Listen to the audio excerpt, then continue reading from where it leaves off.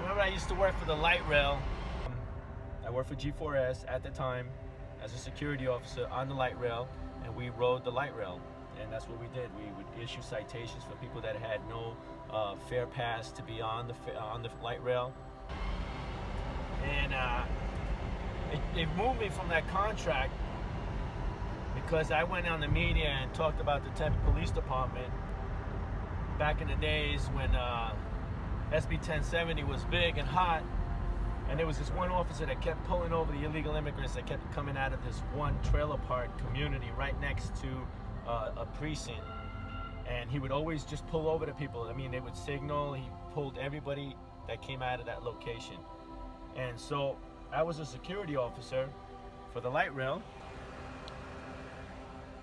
and it was a contract security, and I had received an award for being the security officer of the year, and they gave a dinner, and I was even called in by ISS, which was a international security company, because I backed up a Tempe sergeant and an officer during an arrest where the arrest led into the tracks, and I assisted them in the apprehension, in the arrest, and I was being praised.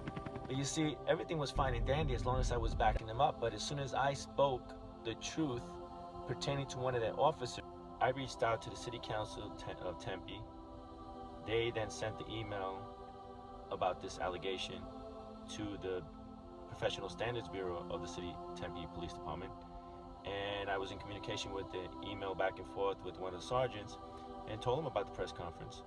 Well, it's a small department.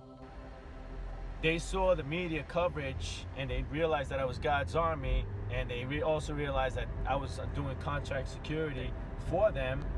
And so what they did was, G4S at the time, they reached out to the manager and they had me moved from that contract.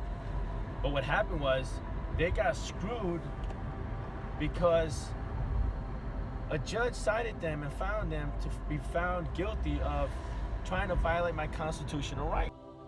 The light rail, City of Tempe, G4S, shame on you.